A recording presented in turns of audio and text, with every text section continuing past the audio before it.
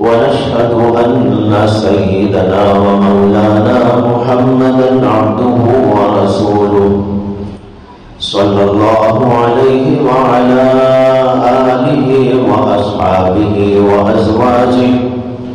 وأزواجه وذرياته وسلم تسليما كثيرا كثيرا. أما بعد فأعوذ بالله من الشيطان الرجيم. بسم الله الرحمن الرحيم.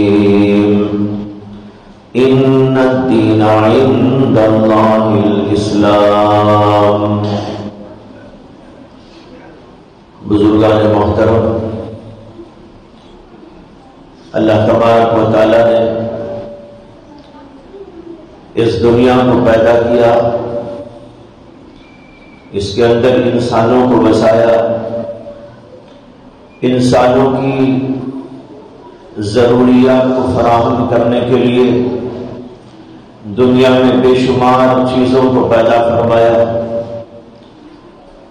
یہ زمین، یہ آسمان، یہ چاند، یہ سورج، یہ ہواؤں کا نظام اور پانیوں کا نظام، یہ کھیتیاں اور یہ باغات، یہ جانور، یہ درندے اور پرندے اور چرندے اور خزندے، یہ تمام کی تمام مخلوقات اللہ نے انسان کے لیے پیدا فرمائی، اس کی ضروریات کی فراہمی کے لیے پیدا فرمائی.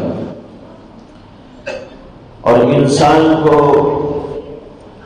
اس کائنات کے اندر ایک بہت اہم ترین مقصد کے لیے وجود عطا فرمایا. اور وہ مقصد کیا ہے؟ خود قرآن کریم نے اس کا ذکر فرمایا، وَمَا خَلَقْتُ الْجِنَّ وَالْإِنسَ إِلَّا لِيَعْبُدُونِ. میں نے جنات اور انسانوں کو اس لیے پیدا کیا ہے کہ وہ میری عبادت کریں، وہ میری بات مان کے چلا کریں، میرے احکام کی اطاعت اور فرمانبرداری کیا کریں، میں جو بولوں اس کو مان کر چلا کریں. میں ان کو کھانا دوں گا، میں ان کو پینے کو دوں گا، میں ان کی رہائش کا انتظام کروں گا، میں ان کے لیے ہواؤں کا نظام بناؤں گا، بلکہ اس کی پوری کے پوری کائنات کو، یہاں کے ذرے ذرے کو میں انسان کے لیے مسخر کر ڈالوں گا. اور مسخر میں نے کر دیا. سخر لکم ما فی السماوات وما فی الارض. یہ زمین، یہ آسمان اور ان کے مابین کی تمام چیزوں کو میں نے تمہارے لیے مسخر کر دیا ہے، یعنی تمہارے قبضے میں دے دیا ہے. اس لیے تم ان کو برتتے ہو، ان کو استعمال کرتے ہو، کھانا میرا کھاتے ہو، پانی میرا پیتے ہو، ہوائیں میری لیتے ہو، روشنیاں بھی میری استعمال کرتے ہو. تمام کی تمام تمہاری ضروریات میں پوری کرتا ہوں، میری مخلوقات کے ذریعے سے تمہیں نفع پہنچاتا ہوں. لیکن تم خود کیا کرنا ہے؟ اللہ نے کہا کہ وہ ہے میری عبادت، میری اطاعت، میری بندگی. تم کو میں نے اس کے لیے پیدا کیا ہے. اسی لیے اللہ نے جب انسان کو اس دنیا کے اندر بھیجا تو یہ بھی فرمایا حضرت سیدنا آدم علیہ السلام سے، فَإِمَّا يَأْتِيَنَّكُم مِّنِّي هُدًى. تمہارے پاس میری جانب سے ایک ہدایت نامہ آئے گا، ایک قانون آئے گا. جو اس کی اتباع کرے گا وہ کامیاب ہوگا، اور جو اس کی اتباع نہ کرے گا وہ ناکام قرار دیا جائے گا. اسی لیے اللہ نے پیغمبروں کا سلسلہ جاری کیا. اللہ نے ان کے ذریعے اپنا ہدایت نامہ بیان فرمایا، پیش فرمایا. تم کو زندگی اس طریقے پر کرنا ہے.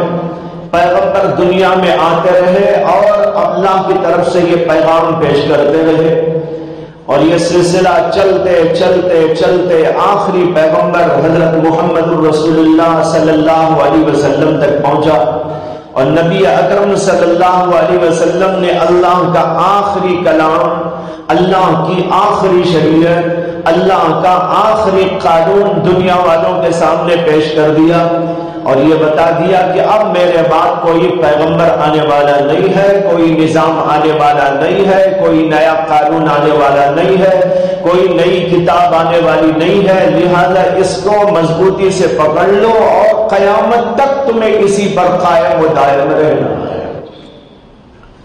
یہ قانون ہے جو اللہ نے انسانوں کی ہدایت کے لیے دنیا کے اندر بھیجا، اور اللہ جو قانون بھیجتا ہے اس کے اندر ہماری نفسیات کا لحاظ بھی ہوتا ہے، ہماری عقلوں کا لحاظ بھی ہوتا ہے، ہمارے جذبات کا لحاظ بھی ہوتا ہے، ہماری ضروریات کا لحاظ بھی ہوتا ہے، ہماری سہولیات کا لحاظ بھی ہوتا ہے، ہمارے معاشرے کا لحاظ بھی ہوتا ہے، ہمارے زمانوں کا لحاظ بھی ہوتا ہے، اور ان سب چیزوں کی رعایت کے ساتھ اللہ قانون نازل فرماتے ہیں تاکہ انسان بڑی آسانی کے ساتھ اور بہت ہی اچھے انداز پر زندگی کر سکے۔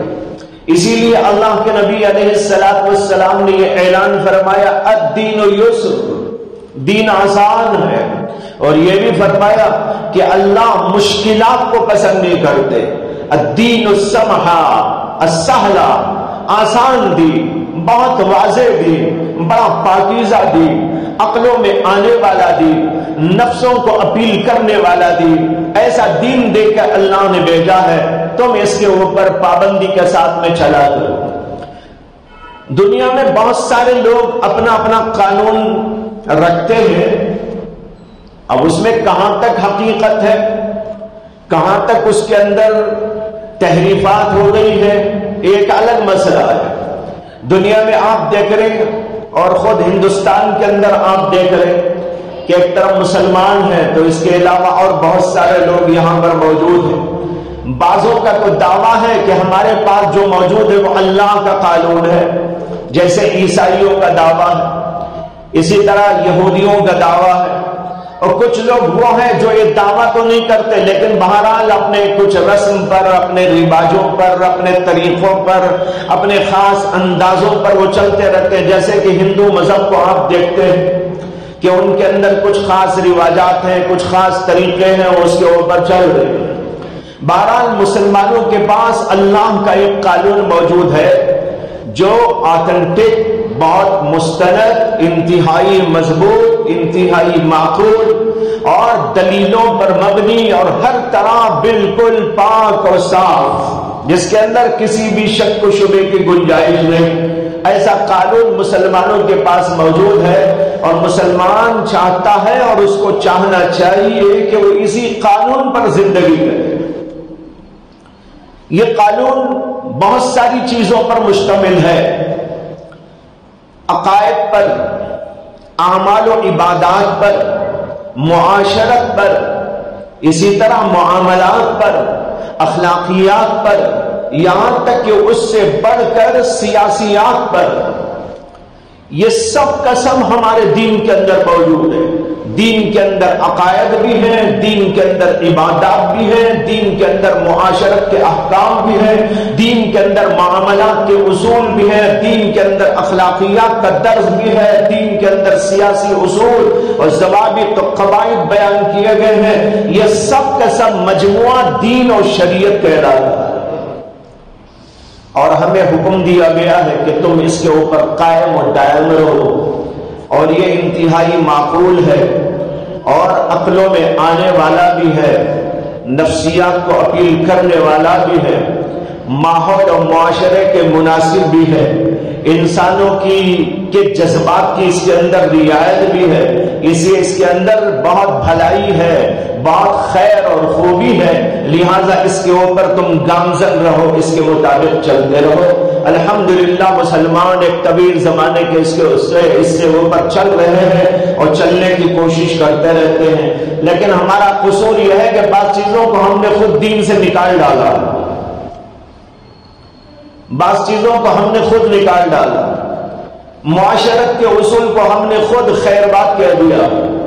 بہت سے مسلمان یہ سمجھتے ہیں کہ بس جناب کچھ چیزوں کو مان لینا، اور زیادہ سے زیادہ نماز پڑھ لینا یا روزہ رکھ لینا یا زکات دے دینا، اور بہت کیا تو حج کر لینا، اور کسی کے پاس میں زیادہ پیسے ہیں تو بس جناب عمرے پر عمرے کر لینا، چاہے نماز اس کی چھوٹ جائے، یہ میرا دین ہے۔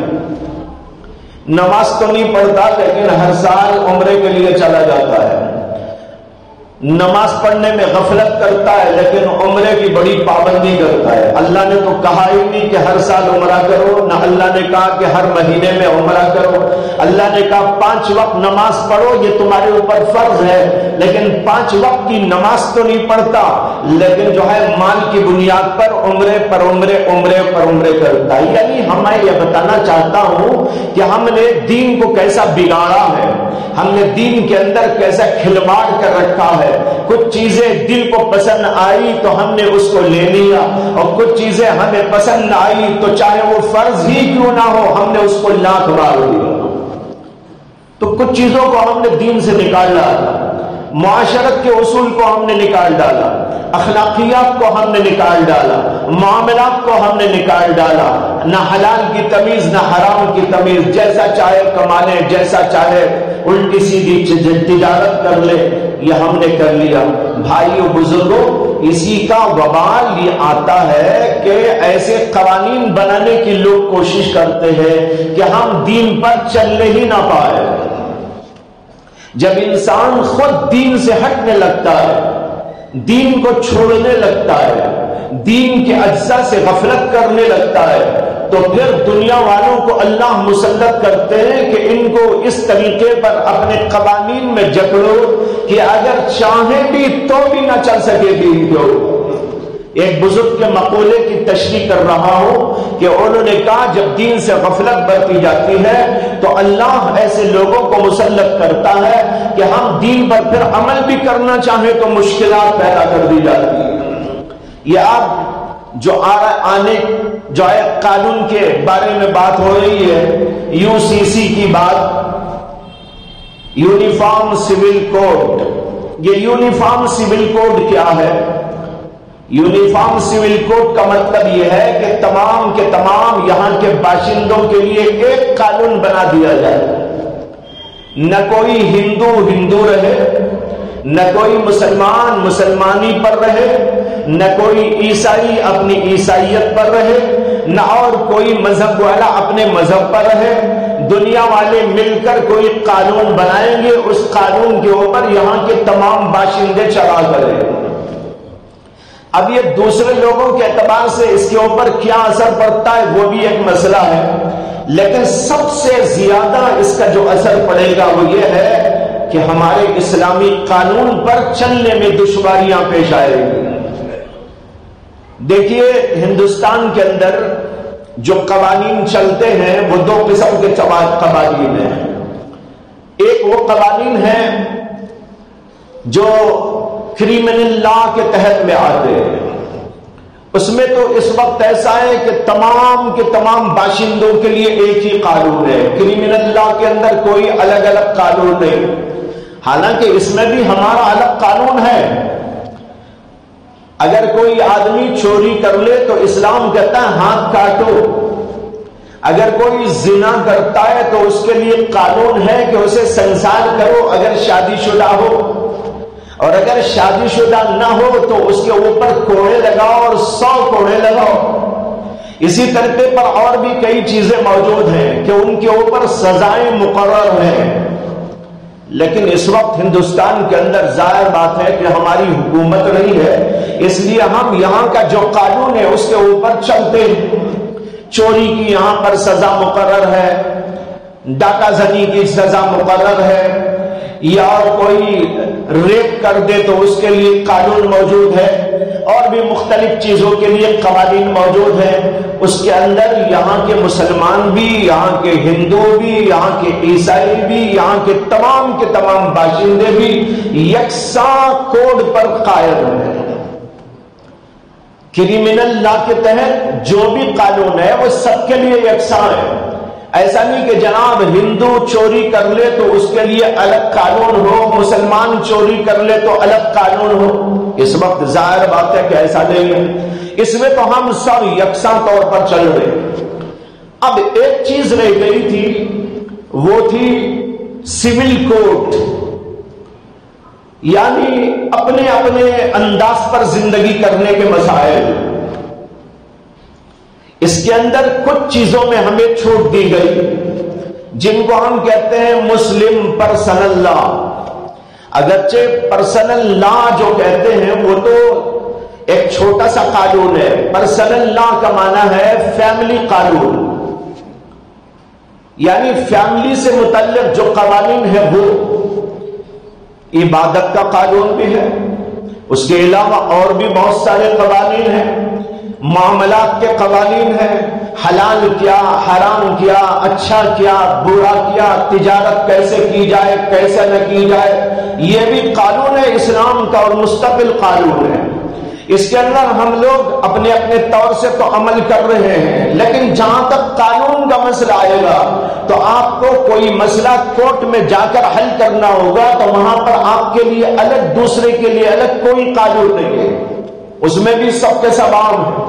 ہاں، ہم اپنے طریقے سے حلال کی تمیز کریں، حرام کی تمیز کریں، اچھا بیپار کریں، ٹھیک طور پر کریں، جھوٹ سے احتراز کریں، تو اس کے اندر ہم کو چھوٹ ہے، ہم اس طرح کر سکتے ہیں، اور اللہ کے قانون ہے اور مسلمان کو اس کے اوپر عمل کرنا ہے۔ لیکن جہاں تک فیملی قانون ہے، جس کو آئلی قوانین کہا جاتا ہے، مسلم پرسنل لا کہا جاتا ہے، اس کے اندر یہاں کی حکومت نے تمام کے تمام یہاں کے باشندوں کو اجازت دی تھی کہ وہ اپنے اپنے پرسنل لا کے اوپر عمل کر سکتے ہیں۔ مسلمان اپنے پرسنل لا پر، ہندو اپنے پرسنل لا پر، عیسائی اپنے پرسنل لا پر، اور کوئی مذہب والے ہیں تو وہ اپنے پرسنل لا پر عمل کر سکتے ہیں۔ یہ قانون بنایا گیا، اور دفعہ 25 کے اندر جو ہندوستان کا کانسٹیٹیوشن ہے، اس کے اندر دفعہ 25 پر یہ بات لکھی ہوئی موجود ہے کہ ہندوستان کے تمام باشندوں کو اس بات کی آزادی دی گئی ہے کہ وہ اپنے مافی ضمیر کو ادا کرنے میں آزاد ہیں، اپنے مذہب پر چلنے میں آزاد ہیں، اپنے مذہب کی اشاعت میں، تبلیغ میں آزاد ہیں، اور جو مذہب چاہے وہ اختیار کرے، اس کے اندر ان کو آزادی ہے۔ اور اسی آزادی کی بنیاد پر ہندوستان کے اندر مختلف تہذیبیں اپنے اپنے انداز پر جی رہی ہیں۔ ہندوؤں کا اپنا کوڈ ہے، ہندوؤں کا اپنا لا ہے، ان کا رسم، ان کی رواجیں، ان کے رواجات ہیں، اس کے اوپر وہ چل رہے ہیں۔ ان کے ہاں شادی بیاہ کے بھی قوانین ہیں، ان کے ہاں شادی بیاہ کے کچھ اصول اور طریقے موجود ہیں مثال کے طور پر، اور پھر ان کے اندر بھی اختلاف ہے۔ ان کے ہاں تمام ہندوؤں میں بھی ایک قانون نہیں ہے، خود ہندوؤں کے ہاں بھی بہت سے قوانین کے اندر اختلافات پائے جاتے ہیں۔ بعض ہندو ایک رواج پہ چلتے ہیں اور بعض دوسرے ہندو دوسرے رواجات کے اوپر چلتے ہیں، ان کے اندر بھی کچھ اختلافات موجود ہیں۔ وہ اس کو فالو نہیں کرتے اور وہ اس کو فالو نہیں کرتے۔ اس کی ایک مثال لے لیجئے کہ بعض ہندو طبقات کے اندر یہ رسم اور رواج ہے کہ اگر لڑکا لڑکی کی شادی ہونی ہے تو ان میں یہ دیکھا جاتا ہے کہ لڑکا اور لڑکی کے درمیان میں 5 پیڑھیوں تک کوئی رشتہ داری نہ ہو۔ 5 پیڑھیوں تک، ہاں 5 پیڑھیوں سے اوپر اگر کوئی رشتہ داری ہے تو چل جائے گا مسئلہ، دونوں کی شادی ہو سکتی ہے، لیکن 5 پیڑھیوں کے درمیان، ایک پیڑھی میں، 2 پیڑھی میں، تیسری اور چوتھی اور 5ویں پیڑھی تک اگر کسی بھی قسم کا کوئی رشتہ ان کا بنتا ہو، دور کا ہی صحیح، ظاہر بات ہے کہ 5 پیڑھیوں تک تو قریبی رشتہ تو ہو نہیں سکتا، بہت دور کا کوئی رشتہ بن سکتا ہو، یہ لڑکی اور یہ لڑکا آپس کے اندر نکاح نہیں کر سکتے، ان کے ہاں حرام ہے۔ جیسے ہمارے ہاں سگے بھائی بہن میں رشتہ حرام، ان کے ہاں اسی طرح 5 پیڑھیوں کے درمیان میں کوئی رشتہ موجود ہو، وہ رشتہ ان کے ہاں حرام ہے۔ ایک طبقہ ہندوؤں کا اس قانون پہ چلتا ہے، لیکن ایک اور طبقہ ہے، ان کے ہاں بالکل اس کی ضد ہے، بالکل اس کے خلاف ہے۔ ان کے ہاں کا تصور وہ یہ ہے کہ نہ صرف یہ کہ 5 پیڑھیوں تک، بلکہ پہلی پیڑھی میں بھی رشتہ ہو سکتا ہے، दूसरी में भी हो सकता है, तीसरी चौथी में भी हो सकता है। और फिर इनके यहां एक और बात यह है कि मामू सबसे ज्यादा हकदार होता है अपनी भांजी से निकाह करने का। अब देख लीजिए, भांजी का और मामू का रिश्ता तो कितना करीबी रिश्ता है, इतना करीबी रिश्ता। और हिंदुओं का एक बहुत बड़ा तबका वो है जो ये कहता है कि भांजी का ज्यादा हकदार मामू हुआ करता है, लिहाजा अगर मामू जवान हो और लड़की जवान हो और दोनों का रिश्ता हो सकता हो तो मामू के रिश्ते के आने के बाद कोई सूरत नहीं है कि वो इनकार कर दे, बल्कि मामू ज्यादा हकदार है कि मामू के साथ में उसकी शादी की जाए। अब मैं आपको दो मिसालें दिया, एक ही मसले की दो मिसालें निकाह के बारे में। निकाह किससे हो सकता है, निकाह किससे नहीं हो सकता। हिंदुओं के दो तबकात के अंदर दो मुख्तलिफ नजरियात मौजूद हैं। एक तबका कहता है 5 पीढ़ियों तक कोई रिश्तेदारी ना होना जरूरी है, कोई भी रिश्तेदारी 5 पीढ़ियों के अंदर है तो वो रिश्ता हराम हो जाता है। और दूसरा तबका यह कहता है कि मामू से ज्यादा बेहतर कोई रिश्ता नहीं, लिहाजा भांजी का रिश्ता मामू से करो। यहां पर इसके खिलाफ ये हो गया। अब अगर यकसा सिविल कोड आएगा तो जाहिर बात है या तो ये कानून लगाएंगे या ये कानून लगाएंगे। ये कानून लगाएंगे तो इनको बुरा लगेगा, ये कानून लगाएंगे तो इनके खिलाफ जाएगा। तो फिर आखिर कौन सा कानून? अगर दोनों के खिलाफ जाएगा तो दोनों को अपने अपने मजहब के रस्म और रिवाज को छोड़ना पड़ेगा। इसी तरह कई और मिसालें हैं। खुद हिंदुओं के अंदर अलग अलग रिवाजात, अलग अलग मसाइल, अलग अलग कवानीन। मिसाल के तौर पर 4 शादियों का मसला बहुत उठाया जाता है। यह आपको मालूम होना चाहिए कि इस्लाम के अंदर जिस तरीके पर 4 शादियां करने की इजाजत है, हिंदुओं के भी बहुत सारे तबकात ऐसे हैं जिनके यहां इसकी इजाजत मौजूद है। कबायली जो तबकात हैं उनके यहां तो शादियों का कोई हिसाब ही नहीं। 60 शादियां, 50 शादियां, 33 शादियां, 20 शादियां आज भी हो रही है, इसी हिंदुस्तान की सरजमीन पर हो रही है। लेकिन मसला उछाला जाता है तो इस्लाम का मसला उछाला जाता है, इस्लाम को बदनाम करने की कोशिश की जाती है, जबकि खुद हिंदू जिनको कहते हैं उन तबकात के अंदर जो कबाइली तबकात हैं उनके अंदर यह बात जारी है कि आज भी शादियां की जा रही है और बेतहाशा की जा रही है। लेकिन कोई उनको बोलने वाला नहीं, कोई उनको पूछने वाला नहीं। बहरहाल मैं अर्ज यह करना चाह रहा हूं कि जिस वक्त में यूनिफॉर्म सिविल कोड आएगा तो इसका असर सिर्फ मुसलमानों के खिलाफ नहीं जाएगा, बल्कि इसका असर तो इन सब पे जाएगा। ईसाइयों के खिलाफ भी जाएगा, हिंदुओं के खिलाफ भी जाएगा।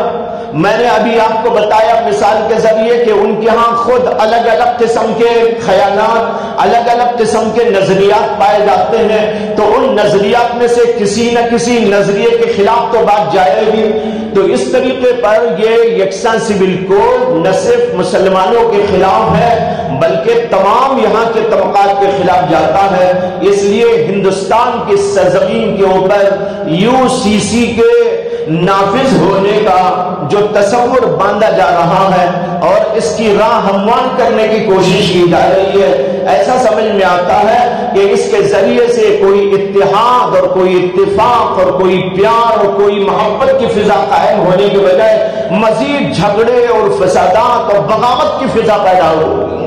ये तमाम तबकात भी जाहिर बात है जब उनके खिलाफ जाएगा तो उसके ऊपर वो भी बगावत पे आमदा होंगे।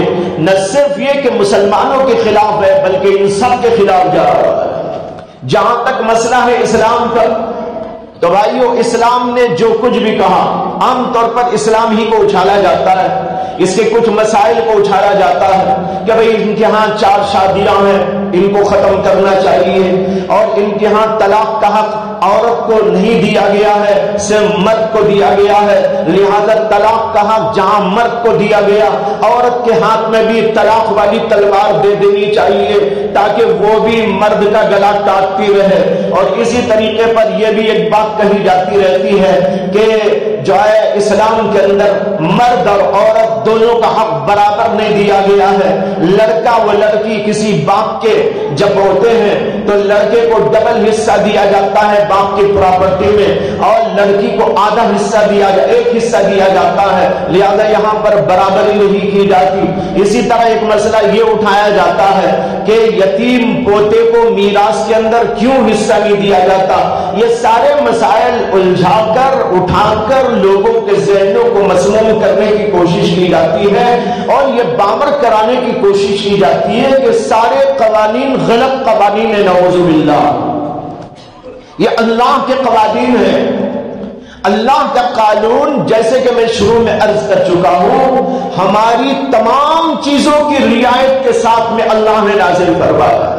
اگر اللہ ہماری رعایت بھی نہ کرتے اور قانون پاس کر دیتے تب بھی اللہ کو کون پوچھنے والا ہے. اللہ تو اللہ ہے. اللہ تو خالق کائنات ہے. وہ ہمارے حاکم ہیں. وہ ہمارے خالق اور مالک ہیں. وہ ہمارے اوپر جو چاہے قانون لاگو کر سکتے ہیں. ان کو کوئی پوچھنے والا نہیں. لیکن اس کے باوجود یہ بات آپ ذہن میں رکھ لیجئے کہ اللہ تبارک و تعالی جہاں حاکم ہے وہیں پر بہت بڑے حکیم بھی ہیں. اس لیے ان کا جو حکم بھی ہے وہ حکمت پر مبنی ہے. اس کے اندر کوئی بات حکمت کے خلاف نہیں. ہر چیز کی دلیلیں موجود ہیں. ہر چیز کی حکمتیں موجود ہیں. ہر چیز کی علتیں موجود ہیں. ہر چیز کے مقاصد موجود ہیں. ان کے اندر آپ غور کریں گے تو پتہ چلے گا کہ اسلام کا پورا قانون الحمدللہ حکمت ہی حکمت پر مبنی ہے. بہت سے بزرگوں نے اس کے اوپر کتابیں لکھی. علامہ ابن تیمیہ رحمۃ اللہ علیہ ان کی کتابوں کے اندر بڑا مواد ہے اس سلسلے میں کہ شریعت کی حکمتیں کیا ہے. علماء نے اس سے پہلے بھی بحث کی ہے. اپنی تفاسیر کے اندر بحث کی ہے اور اپنی شروحات حدیث کے اندر بحث کی ہے اور اسی طرح اور مختلف کتابوں میں بحث کی ہے. لیکن علامہ ابن تیمیہ نے خاص طور پر اس کو موضوع بحث بنایا اور انہوں نے اس سلسلے میں کافی بہترین تحقیقات بیان کروائی. اس کے بعد علامہ ابن قیم رحمہ اللہ جو انہی کے شاگرد رشید ہیں اور بہت بڑے عالم اور بہت بڑے فاضل اور بہت بڑے محدث اور فقیہ ہیں, انہوں نے اپنی کتاب اعلام المحققین نامی لکھی ہے. 4 جلدوں کے اندر ہے. اس کے اندر ایک فصل بہت لمبی ہے. وہ غالباً ایک فصل ہی ایک کتاب ہی کی طرح ہے.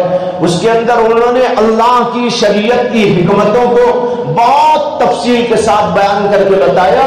اللہ کا ہر قانون معقول قانون ہے. اللہ کی ہر بات حکمت پر مبنی ہے. کوئی بات ایسی نہیں جو اللہ کی ہو اور حکمت سے خالی ہو. اور آخر زمانے میں ہمارے ہندوستان کے اندر حضرت شاہ ولی اللہ محدث دہلوی رحمہ اللہ وہ پیدا ہوئے اور انہوں نے بہت ساری کتابیں لکھی. بہت سارے اچھوتے موضوعات کے اوپر ان کی کتابیں موجود ہیں. انہی کے اندر ایک کتاب ان کی ہے جس کا نام ہے حجت اللہ البالغہ. وہ حجت اللہ البالغہ کا پورا موضوع اسی کے اوپر ہے کہ اللہ کی کوئی بات حکمت کے خلاف نہیں. شاہ صاحب نے بالکل ابتدا میں لکھا ہے کہ ایسا نہ سمجھو اللہ کے کسی قانون کو جیسے کوئی آدمی اپنے کسی غلام کو کہہ دیتا ہے کہ بھئی یہ پتھر اٹھا اور یہاں سے لے جا کے وہاں ڈالتا رہنا, بس یہ آزمانے کے لیے کہ یہ میری بات مانتا ہے کہ نہیں مانتا. بے وجہ خامخواہی, کوئی حکمت نہیں, کوئی مصلحت نہیں, اس کا کوئی فائدہ نہیں, اس کا کوئی نتیجہ نہیں. صرف یہ دیکھنے کے لیے کہ میرا یہ غلام میری بات مانتا ہے کہ نہیں مانتا. اسے حکم دے دیتا ہے کہ یہ پتھر اٹھاؤ وہاں ڈالتے رہو, پتھر اٹھاؤ ڈالتے رہو.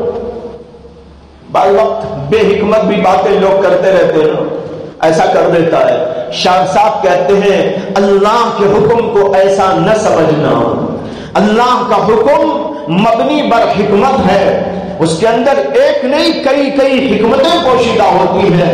اس لیے میں نے عرض کیا کہ یہ کتاب تو اسی موضوع پر لکھی گئی اور اس کی شروحات بھی لکھی گئی اور اس کے اندر بتایا گیا کہ اللہ کے کلام میں، اللہ کے قانون میں، اللہ کے احکام میں کتنی رعایتیں، کتنی مصلحتیں، کتنی علتیں ہوا کرتی ہیں، یہ سب اس کے اندر موجود ہے.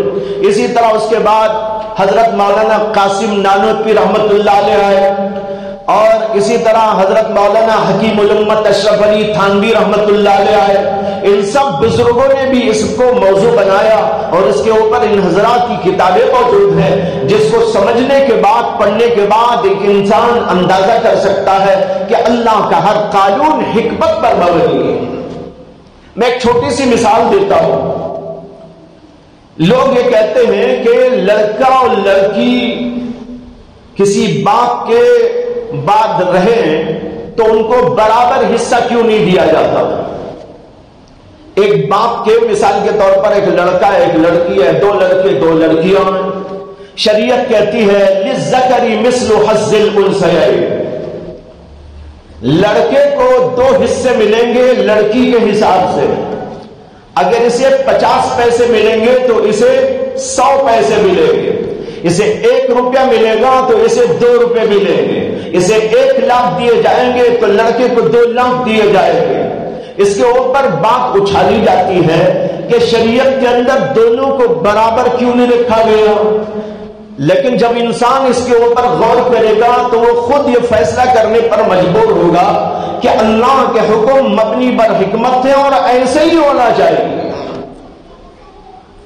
غور یہ کیجئے کہ شریعت نے مرد کے اوپر تو مالی بہت سی ذمہ داریاں شروع سے لے کر آخر تک رکھی ہیں. مالی ذمہ داریاں، مثال کے طور پر ایک گھر میں ایک بچہ ایک بچی پیدا ہوتی ہے. یہ دونوں جب پیدا ہوتے ہیں تو ان کی دیکھ بھال کون کرتے ہیں؟ ماں باپ. باپ کمائی کر کے لاتا ہے، ماں کمائی کر کے لاتی ہے؟ نہیں، ماں کمائی کر کے نہیں لاتی، باپ کمائی کر کے لاتا ہے. باپ خرچہ کرتا ہے، ماں دیکھ بھال کرتی ہے. دونوں مل کر دیکھ بھال کرتے ہیں لیکن مالی خرچہ جو بھی اٹھاتا ہے وہ باپ اٹھاتا ہے. اچھا خیر، یہ دونوں بچے اب بڑے ہوئے. جب لڑکا بالغ ہو کر کمانے کے قابل ہو گیا، پڑھایا باپ نے دونوں کو، لیکن جب پڑھ کر لکھ کر یہ قابل بن جاتے ہیں تو لڑکے کو کہا جاتا ہے جاؤ کما کے لاؤ. اگر لڑکا گھر میں بیٹھا رہے، نہ باپ کو اچھا لگتا ہے، نہ ماں کو اچھا لگتا ہے، نہ بہن کو اچھا لگتا ہے، نہ رشتہ داروں کو اچھا لگتا ہے. سب کہتے ہیں بھائی کمانے کیوں نہیں جاتا، کمانے کیوں نہیں جاتا. اسے جاب کرنا یا کچھ کرنا، تجارت کرنا، کچھ نہ کچھ کر کے کمائی کر کے لانا ضروری سمجھا جاتا ہے. اب لڑکے کی ذمہ داری مالی شروع ہو جاتی ہے کہ وہ جا کے کمائے. لیکن گھر میں لڑکی بیٹھی رہے تو کیا کوئی کہے گا جاؤ کماؤ؟ اسے تو کوئی نہیں کہے گا، وہ تو گھر میں بیٹھے گی. لڑکا کمانے جائے گا. اب اس کے بعد دونوں جب بڑے ہو کے شادی کے لائق ہو گئے، لڑکے کی بھی شادی ہو گئی، لڑکی کی بھی شادی ہو گئی.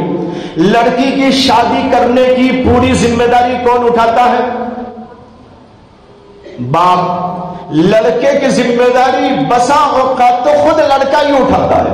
کما کر خود اپنی شادی وہ کرتا ہے، بلکہ باپ کو کھلاتا ہے، ماں کو کھلاتا ہے، ماں باپ کی ضروریات کو پورا کرتا ہے. لیکن لڑکی کچھ نہیں کرتی، لڑکی تو بیٹھ کے کھاتی رہتی ہے. بس ماں باپ کا کھاتی رہی اور جب بھائی کمانے لگا تو بھائی کا بھی کھانے لگی.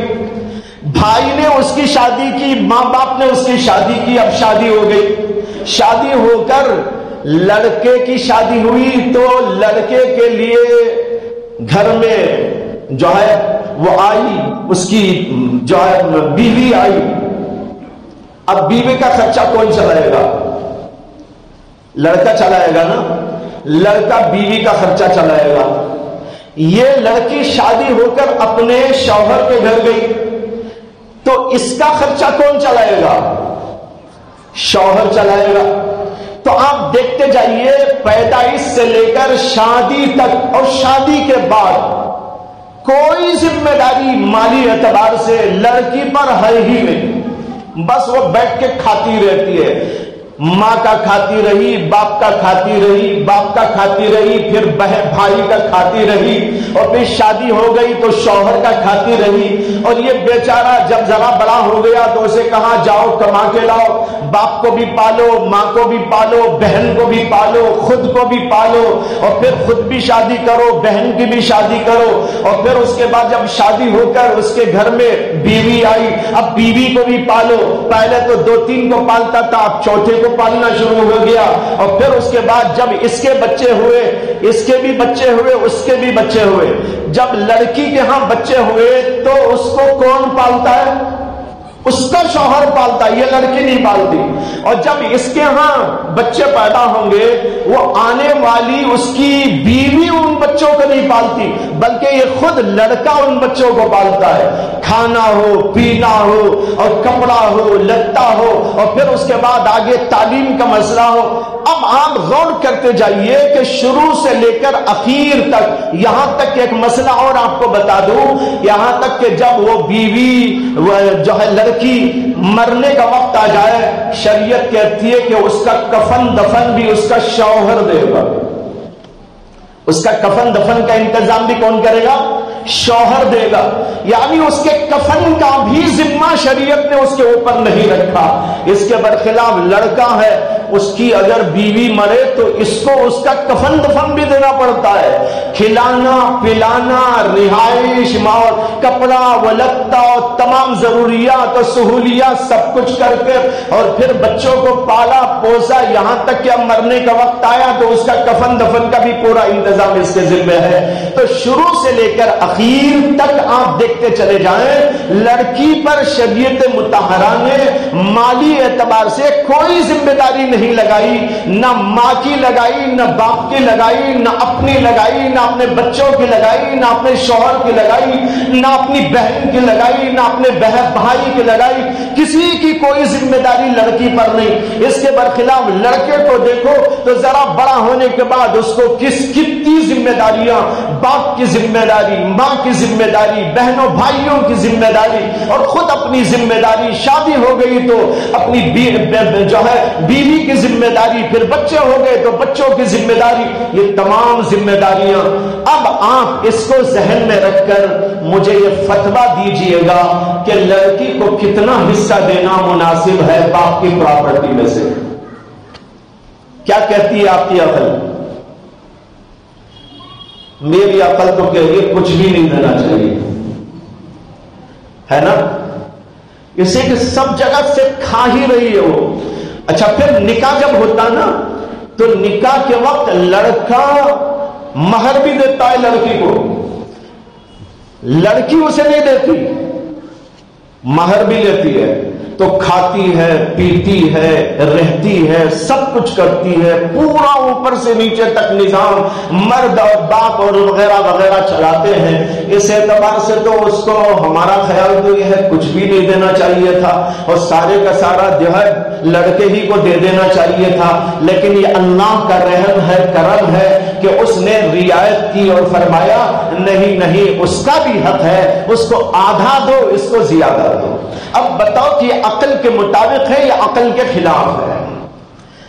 میں ایک مثال آپ کو دیا سمجھانے کے لیے، ورنہ تو شریعت کے تمام احکام، انشاءاللہ اس کے اوپر پھر کبھی بحث ہو جائے گی، ہو سکے تو آئندہ جمعہ عرض کروں گا۔ میں نے ایک مثال دے کر آپ کو یہ بات سمجھانے کی کوشش کی ہے کہ ہماری پوری شریعت عقل کے مطابق، نفسیات کے مطابق، ضروریات کے مطابق، حالات کے مطابق، جذبات کے مطابق، ہر اعتبار سے بالکل کامل اور ہر اعتبار سے بالکل جو ہے قابل قبول ہے۔ اللہ نے ایسی پاکیزہ شریعت ہم کو دی ہے، اس لیے کوئی بھی مسلمان اپنے ان قوانین کو چھوڑ کر دنیا والوں کے بنائے ہوئے قوانین پر عمل کرنے کی کوئی گنجائش اپنے اندر نہیں پاتا۔ لہذا ہم سب لوگوں کو UCC کے خلاف اپنا اندراج، اپنا احتجاج درج کرانے کی ضرورت ہے۔ گزشتہ جمعہ بھی یہاں شاید خطاب ہوا ہوگا، اس میں آپ کو بتایا گیا ہوگا کہ مسلم پرسنل لا کی طرف سے بھی اور بعض دوسری تحریکوں کی طرف سے بھی ایسے انتظامات کیے گئے ہیں کہ آپ لا کمیشن تک اپنا جواب پہنچا سکے. یہاں باہر بھی جگہ جگہ بورڈ لگائے گئے ہیں, اندر بھی اور باہر بھی, کہ اس کے ذریعے آپ جو ہے اسکین کر کے وہ جو مضمون ہے جو مسلم پرسلہ وغیرہ کی طرف سے تیار کیا گیا ہے وہ لا کمیشن تک پہنچا کر اپنا احتجاج درج کرا سکتے ہیں. لہذا میں آپ سے گزارش کرتا ہوں, اگر اب تک آپ لوگوں نے نہیں کیا یا اپنے متعلقین میں کسی نے نہیں کیا ہے تو اپنا کام یہ کر دیجئے. ہمارا کام ہے کہ ہم اپنا اندراج درج کرا دیں, ہمارا احتجاج درج کرا دیں, یہ ہماری ذمہ داری ہے. اس کے بعد جو ہوگا وہ بعد میں دیکھا جائے گا. بہرحال ہماری طرف سے اس کے اندر کوئی کوتاہی نہ ہونا چاہیے. گویا کہ آپ یوں سمجھیے کہ یہ کرتے ہوئے یہ بتانا چاہتے ہیں دنیا والوں کو, حکومت والوں کو, لا کمیشن والوں کو کہ ہم اپنے دین کے اوپر ہی یہاں زندہ رہنا چاہتے ہیں. ہم دین لے کر آئے, مرتے دم تک اسی دین کے اوپر ہم رہنا چاہتے ہیں. ہماری شادیاں ہوں گی تو دین کے مطابق, ہمارے مسائل حل ہوں گے تو دین کے مطابق, ہماری پراپرٹی کی تقسیم ہوگی تو دین کے مطابق, اسی طرح وقت کے کوئی مسائل ہوں گے تو دین کے مطابق, طلاق و خنا کے مسائل ہوں گے تو وہ سب دین کے مطابق. ہم اسی کے مطابق اپنی زندگی کرنا چاہتے ہیں, اس لیے کہ ہمیں پورا پورا یقین ہے یہ اللہ کا قانون ہے اور حکمت پر مبنی ہے, اور اس سے بہتر ہمارے لیے کوئی قانون نہیں ہو سکتا. قرآن کریم میں ایک جگہ پر اللہ تبارک و تعالیٰ نے نبی اکرم صلی اللہ علیہ وسلم سے فرمایا ہے کہ جو لوگ یہ نہیں مانتے ان سے ذرا کہیے کہ یا تو تم میں جو کتاب لایا ہوں اس سے زیادہ اہدا کتاب لے کے آؤ.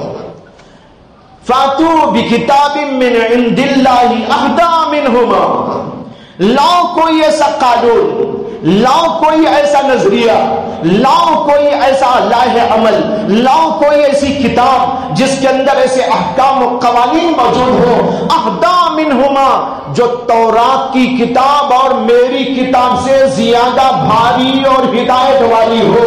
اگر تمہارے پاس ایسی کوئی کتاب ہو تو لے کے آؤ.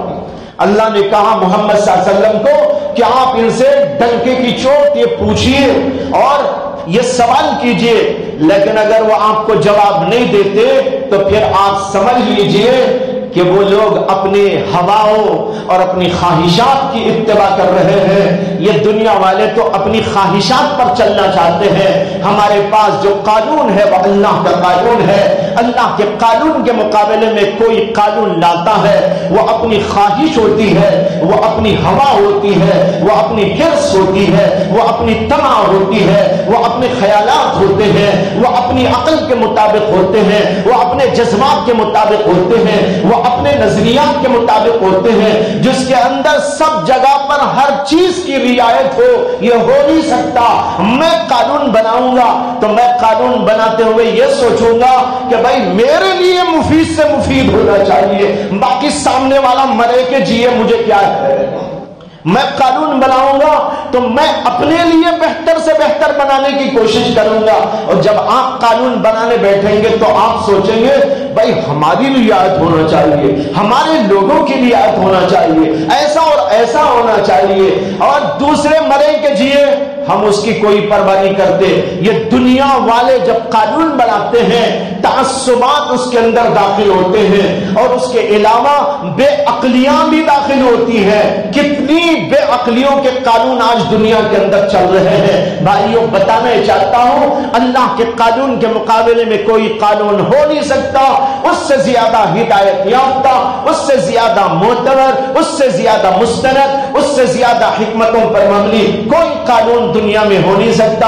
اس لیے مسلمان کو لوگوں کو یہ بتانا ضروری ہے کہ ہم اسی قانون پر ہمارے اس ملک کے اندر زندہ رہیں گے.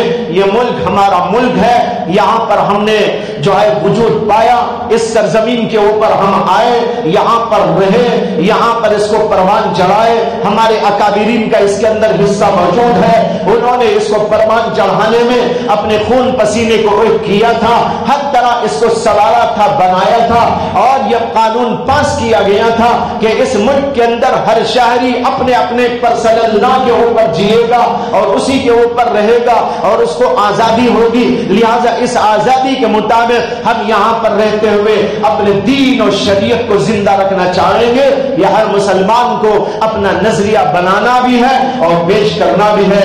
اللہ کرے کہ ہم سب کی آواز متحدہ طور پر وہاں تک پہنچے اور اس آواز کے اندر اللہ قوت و طاقت پیدا فرمائے. لیکن اسی کے ساتھ یہ بات کہتے ہوئے میں اپنی بات کو ختم کرنا چاہوں گا کہ ہم دوسروں کو بتا کر کہ ہم قانون پر چلنا چاہتے ہیں، خود قانون کو اگر آپ توڑ دیں گے تو اللہ کی مدد نہیں آئے گی. آپ دوسروں کو کہیں کہ ہمارے قانون کی رعایت کرو، لیکن آپ خود قانون توڑیں، آپ خود نمازیں نہ پڑھیں، آپ خود اللہ کے حکم پر نہ چلیں، آپ خود گناہوں میں مبتلا ہوتے رہیں، آپ خود شادی بیاہ کے موقع پر اللہ کے قانون کی رعایت کے بجائے وہاں نفسیات کو اپنے دخل دے دیں، وہاں اپنے خیالات کو دخل دے دیں یا اپنے رواجات کو دخل دے دیں، اپنے رواج کے مطابق شادی، اپنے دھیان کے مطابق شادی، اپنے معاشرے کے مطابق شادی اور طلاق و خلا کے اندر اللہ کے قانون کی کوئی رعایت نہ کرے، بے تحاشا طلاق دیتے چلے جائیں. شریعت کہتی ہے طلاق مرد دے سکتا ہے، لیکن یہ مطلب نہیں ہے کہ بے موقع دے سکتا ہے، یہ مطلب نہیں ہے کہ ظالم بن کر دے سکتا ہے. وہ ایک ضرورت کے لیے اللہ نے مشروع کیا، اس کو اپنی ضرورت تک محدود رکھنا چاہیے. بے ضرورت طلاق دے گا تو خود وہ اللہ کے قانون کو توڑنے والا ہے. جب خود اللہ کے قانون کو توڑے گا تو کوئی اور آ کر ہمارے قانون کی حفاظت کیا کرے گا؟ ہمیں خود اپنے قانون کی حفاظت کرنا ہے.